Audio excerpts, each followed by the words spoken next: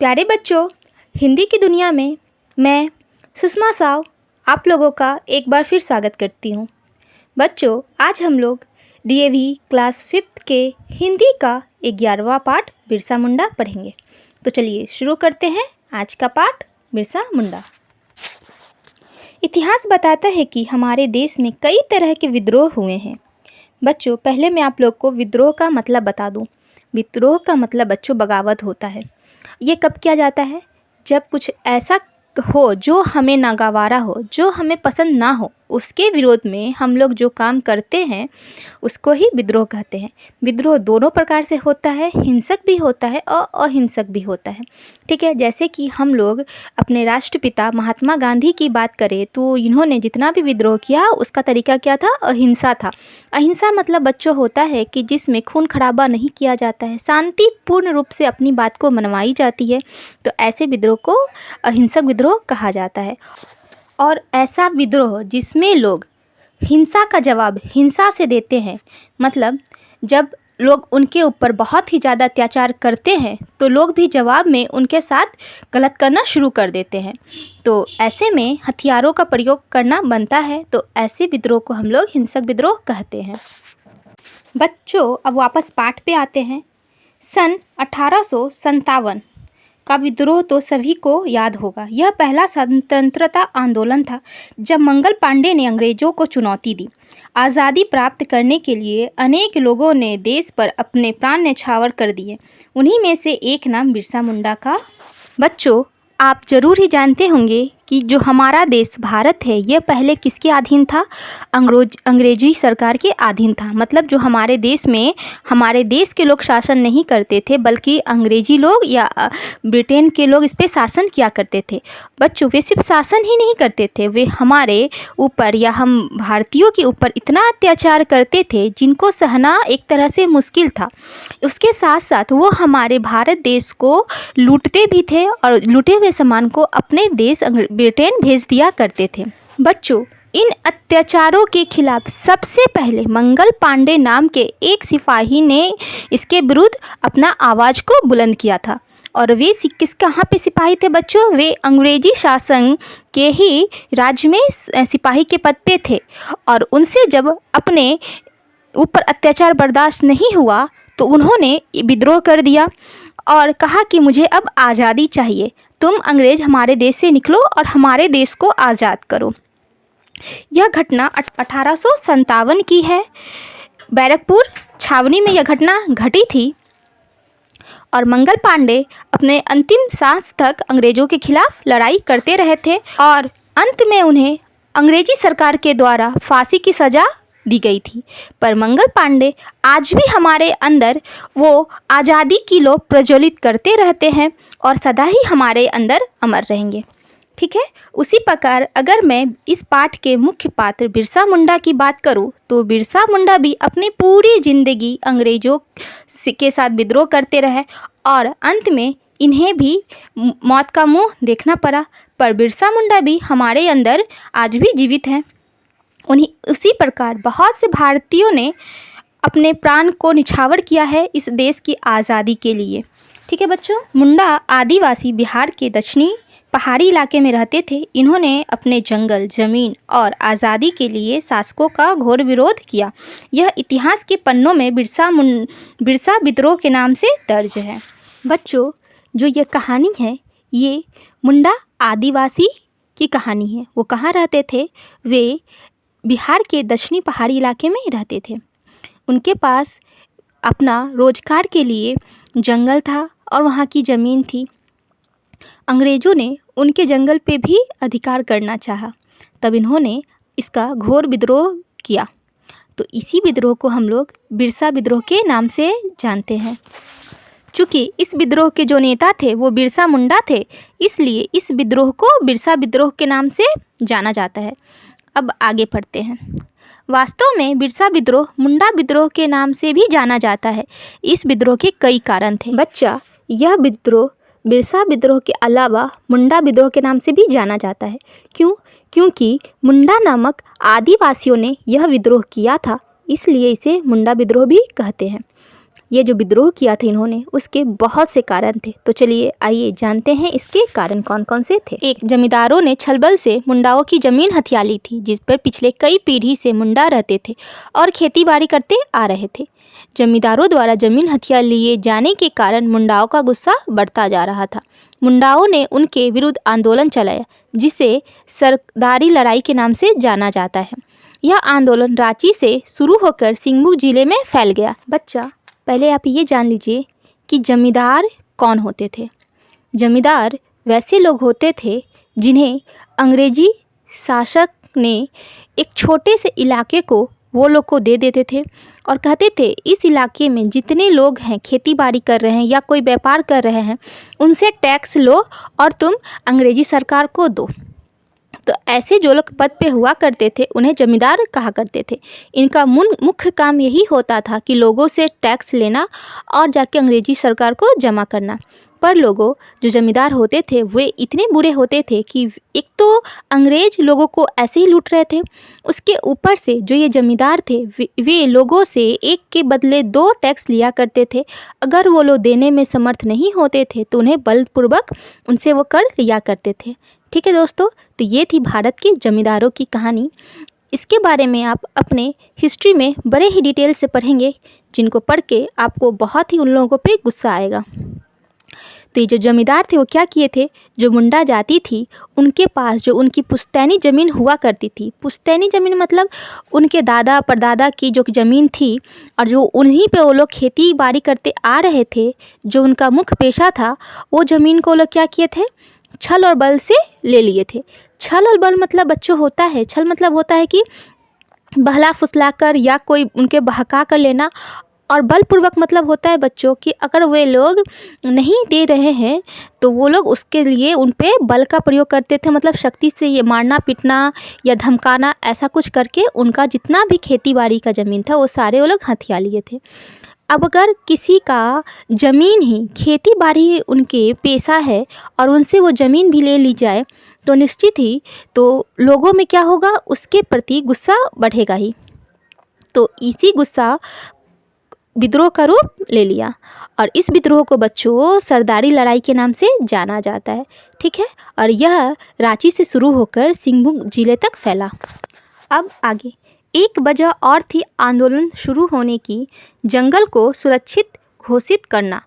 अब तुम सोचोगी कि यह क्या है। दरअसल अंग्रेज के आने से पहले यहाँ सामाजिक प्रथा के अनुसार वन और वन की उपजों पर लोगों का पूरा अधिकार था, लेकिन सूखी टहनियाँ, पत्तियाँ तथा गिरी हुई डालियों को एकत्र करने के अलावा कोई भी पेड़ को हाथ तक नहीं लगाता था। आदिवासियों को अपनी ज़रूरत की सारी चीज़ें जंगल से ही मिल जाती थी। यही कारण था कि वे स्वयं भी वनों की रक्षा करते थे।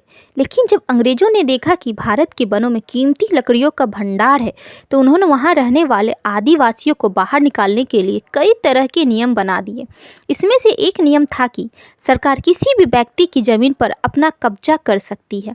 इतना ही नहीं बल्कि सुरक्षित जंगल में लोगों को बिना अधिकार घूमने या पशुओं को चराना मना था। बच्चों, इस आंदोलन का दूसरा और बहुत बड़ा कारण था कि जो अंग्रेजी सरकार थी उन्होंने एक नियम बनाया था कि जंगल को सुरक्षित घोषित करने का।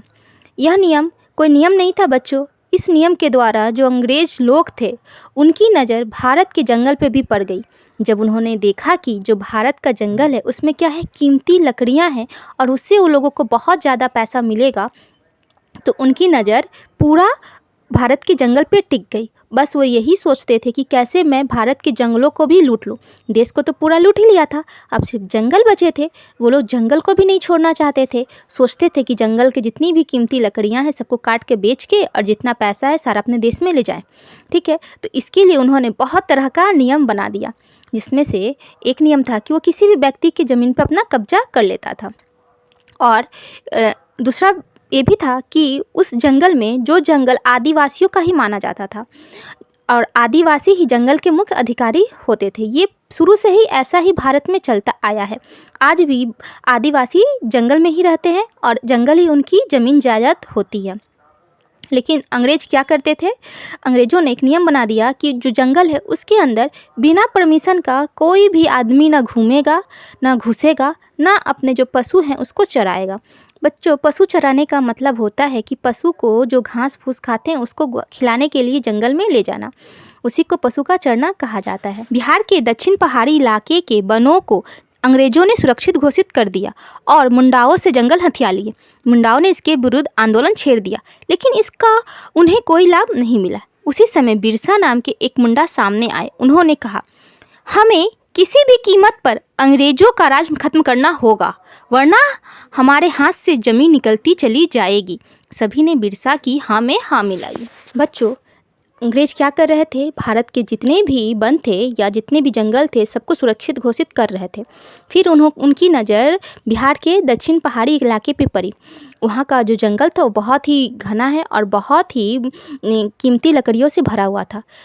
अंग्रेज ने उसको भी सुरक्षित घोषित कर लिया और उस जंगल में जो मुंडा जनजाति रहती थी, मुंडा आदिवासी रहते थे, उनसे जंगल हथिया लिए। क्या बोला कि ये जो जंगल इसको अब मैं सुरक्षित घोषित करता हूँ, और कहा कि ये जो जंगल है ये आज से सरकार की ज़मीन हुई, इस पर सिर्फ़ और सिर्फ सरकार का अधिकार होगा। तो वहाँ पे जो मुंडा जनजाति रहती थी उन्होंने इसका बहुत ही ज़्यादा विरोध किया कि ये कैसे हो सकता है, अगर इस पर सरकार अपना कब्जा कर लेगी तो हम लोग कहाँ से खाएंगे पिएंगे। उन्होंने जितना भी विरोध किया पर उसका कोई लाभ उन्हें नहीं मिला। क्यों? क्योंकि अंग्रेज लोग थे वो बहुत ही अत्याचार करते थे। उन्हें कोई मतलब नहीं था कि लोग मर रहे हैं, जी रहे हैं, खा रहे हैं, नहीं खा रहे हैं, उनको सिर्फ़ और सिर्फ पैसे से मतलब था। इसलिए उन्होंने जितना भी विरोध किया अंग्रेजी सरकार टस से मस नहीं हुई। उसी समय एक आदमी जिनका नाम क्या था बच्चों, बिरसा नाम था, वो मुंडा जाति के ही एक आदमी थे। वो सामने आए और उन्होंने लोगों से गुस्सा में कहा कि अब हमें किसी भी कीमत पर अंग्रेज का जो राज है बच्चों, जो शासन है उसको क्या करना होगा, ख़त्म करना होगा। अगर आज हम लोग अंग्रेज का कहा मान ले रहे हैं तो धीरे धीरे करके हमारी जितनी भी ज़मीन है वो सारी ज़मीन वो लोग ले लेंगे और हम लोग भूखे मरने लगेंगे। जब लोगों ने ये देखा कि एक जन खड़ा होकर हम लोग का साथ देने को कर रहा है, हमें आगे बढ़ने को कर रहा है, तो जितने बचे हुए लोग थे सब उनके हाँ में हाँ मिलाए कि ठीक है, अब हम इसके विरुद्ध जम के क्या करेंगे, विद्रोह करेंगे। ठीक बच्चों, बिहार के रांची जिले की दक्षिणी पहाड़ियों के बीच एक छोटा सा गांव बसा हुआ था। उस गांव का नाम था चलकद। बिरसा मुंडा इसी गांव के रहने वाले थे। इन्होंने सभी जगह यह बात की कि अब महारानी विक्टोरिया का राज खत्म हो गया है और मुंडा राज शुरू हो गया है। उन्होंने सभी मुंडाओं को यह सलाह दी कि अब वे किसी को भी लगान नहीं देंगे। उन्होंने सभी के साथ मिलकर अंग्रेजी हुक्म न मानने का फैसला किया। इससे अंग्रेजी सरकार परेशान हो गई। बच्चों, ये जो बिरसा मुंडा थे वो कहाँ के रहने वाले थे, रांची जिले के दक्षिण पहाड़ी इलाके का एक छोटा सा गांव था। उस गांव का नाम क्या था बच्चों, चलकद। ठीक, उसी गांव में बिरसा मुंडा रहते थे।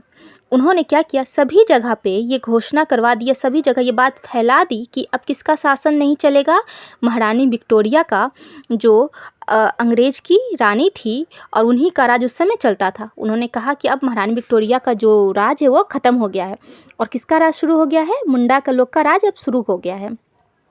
उन्होंने सारे मुंडाओं से कह दिया कि अब कोई भी इंसान अंग्रेज को लगान नहीं देगा। बच्चों, लगान का मतलब मैं पहले भी बता चुकी हूँ कि टैक्स होता है। ठीक है, तो जो अंग्रेज सरकार थी वो क्या करती थी, सभी से टैक्स वसूलती थी। और ये टैक्स कौन वसूलते थे बच्चों, जमींदार वसूलते थे।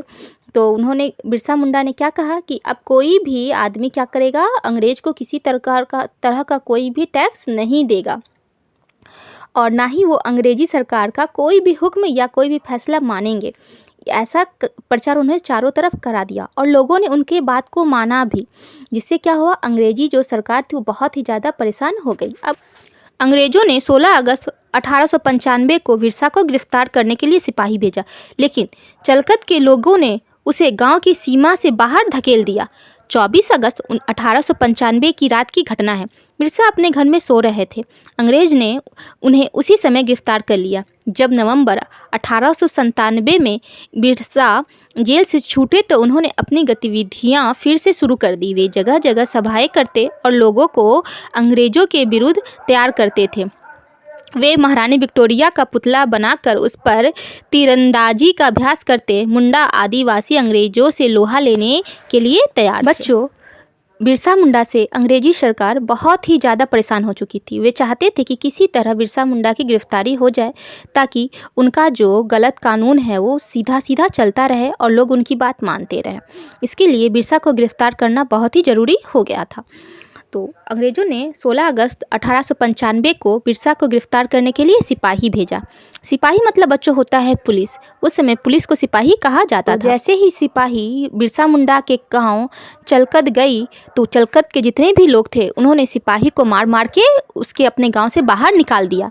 लेकिन उसके बाद भी अंग्रेजी सरकार हार नहीं मानी। वो लोग 24 अगस्त 1895 को रात को धोखे से बिरसा मुंडा को क्या किया, गिरफ्तार कर लिया, जब बिरसा मुंडा अपने घर में आराम से सो रहे थे। फिर वो लोग 2 साल तक बिरसा मुंडा को जेल में रखे और नवंबर 1897 को बिरसा मुंडा जेल से छूटे। जैसे ही बिरसा मुंडा जेल से छूटे उन्होंने पहले की तरह काम करना शुरू कर दिया।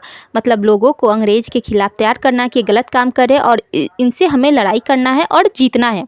ठीक है, तो वे जगह जगह सभाएं करते और लोगों को अंग्रेज़ों के विरुद्ध तैयार करने लगे। मतलब जगह जगह घूम घूम कर ये प्रचार करने लगे कि अंग्रेजी सरकार बहुत ही ख़राब है, हमें इनको भगाना होगा। ऐसे करके वो लोगों को तैयार करते थे। वो क्या करते थे, उस समय की जो रानी थी महारानी विक्टोरिया, उसका पुतला बनाते और उस पर तीरंदाजी का अभ्यास करते। तीरंदाजी मतलब बच्चों होता है, हम लोग देखे हैं ना कि लोग तीर और धनुष चलाते हैं। चूँकि वो लोग आदिवासी थे इसलिए तीर और धनुष उनका मुख्य हथियार हुआ करता था। और वो लोग इसका प्रयास किस पे करते थे, बिरसा मुंडा लोग उसका जो सीखने का जो अभ्यास है वो किस पे क्या करते थे, महारानी विक्टोरिया की पुतले पे इस तीरंदाजी का अभ्यास किया करते थे।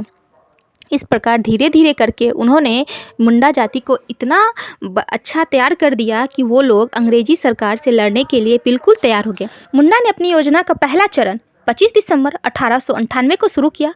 उन्होंने ईसाई बने मुंडाओं को अंग्रेज के खिलाफ खड़े होने के लिए तैयार किया। फिर खुंती, तमार, वासिया और रांची के थाने पर हमले किए। 3 फरवरी 1900 का दिन दुर्भाग्यपूर्ण रहा। सिंहभूम में बिरसा को गिरफ्तार कर रांची जेल भेज दिया गया। उन पर और उनके साथियों पर मुकदमा चलाया गया। 9 जून 1900 को जेल में ही हैजे से बिरसा की मृत्यु हो गई। उनके कुछ साथी को मृत्युदंड दे दिया गया तो कुछ को काला पानी की सजा दी गई। बिरसा मुंडा को आज भी एक सच्चे क्रांतिकारी देशभक्त के रूप में याद किया जाता है। बच्चों, जब बिरसा अपने आदिवासी मुंडा जाति को पूरा ही तैयार कर दिए थे कि अब वो अंग्रेजी सरकार से लड़ सके, तो फिर उन्होंने अपना जो आगे का कदम था वो बढ़ाया। उन्होंने क्या किया, जो उन्होंने प्लानिंग की थी उसकी शुरुआत उन्होंने 25 दिसंबर 1898 को शुरू किया। उन्होंने सबसे पहले जो अंग्रेज मुंडा जाति के लोगों को डरा के धमका के अंग्रेजी धर्म दिलवाई थी, उन्हीं को सबसे पहले अंग्रेज के खिलाफ उन्होंने खड़ा कर दिया। उनको ये बोले कि तुम बोलो कि अंग्रेज़ों ने मेरा धर्म जो बदलवाया है, मुझे आदिवासी से अंग्रेज बनाया है, ये मुझे डरा के धमका के बनाया है, अब मैं अंग्रेज नहीं रहूँगा, मैं अपनी जाति अपने आदिवासी मुंडा जाति में वापस जाना चाहता हूँ। फिर उन्होंने क्या किया कि खुंती, तमार, वासिया और रांची के जितने भी पुलिस थाने थे, इन चारों थाने पे हमला कर दिया।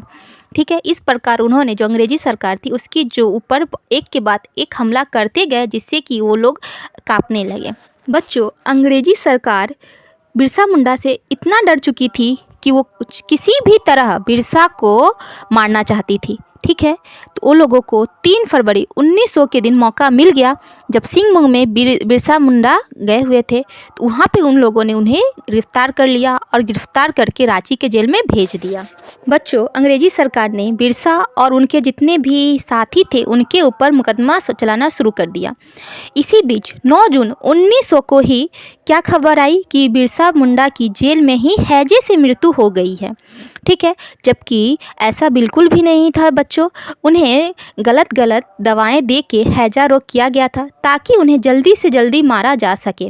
उसके बाद उनके जितने भी साथी बचे थे उन सब को मृत्युदंड मतलब होता है बच्चों फांसी पे लटका देना। बहुतों को फांसी की सज़ा दे दी गई और जो कुछ को काला पानी की सज़ा दे दी गई। बच्चों, काला पानी की सज़ा हम लोग जानते हैं कि ये पहले जो अंडमान निकोबार समूह था वहाँ पे लोगों को ले जाके छोड़ दिया जाता था और लोग वहीं पे बिना किसी चीज़ के जीते थे। इसी को काला पानी का सज़ा कहा जाता था। ठीक है, तो इस प्रकार वो लोग, अंग्रेजी सरकार जो थी वो बिरसा मुंडा को मारने में सफल हुई और जो बिरसा विद्रोह था वो उनके मृत्यु के बाद ही ख़त्म हो गया। लेकिन उनके ख़त्म होने से यह विद्रोह तो ख़त्म हो गया, पर हम लोग के अंदर जो बिरसा मुंडा के प्रति जो आदर है, जो उनके प्रति जो हमारी श्रद्धा है, वो कभी ख़त्म नहीं होगी। और आज भी झारखंड के बहुत से इलाके में हम लोग बिरसा मुंडा की स्टैचू को देखते हैं। उनके नाम पे बहुत से विश्वविद्यालय हैं, स्कूल हैं। ठीक है, ताकि हम लोग बिरसा मुंडा को सदा सदा तक याद रख पाएँ और उनकी छवि अपने अंदर जिंदा रख पाएँ। ठीक है बच्चों, तो यह था आज का पाठ बिरसा मुंडा। आप ज़रूर बताएंगे कि ये पाठ आपको कैसा लगा। ठीक है बच्चों, प्यारे बच्चों, अगर आपको मेरे पढ़ाने का तरीका अच्छा लगता है और आप चाहते हैं मैं इसी तरह आपको पढ़ाती रहूं, तो आपको पता है ना आपको क्या करना है। हाँ, आपको मेरे चैनल को सब्सक्राइब करना है और इसे अपने जितने भी फ्रेंड है सब तक शेयर करना है और मेरे वीडियो को लाइक करना तो एकदम मत भूलिएगा। ठीक है दोस्तों, तो ठीक है, मिलते हैं इसके प्रश्न उत्तर के साथ कल। बाय।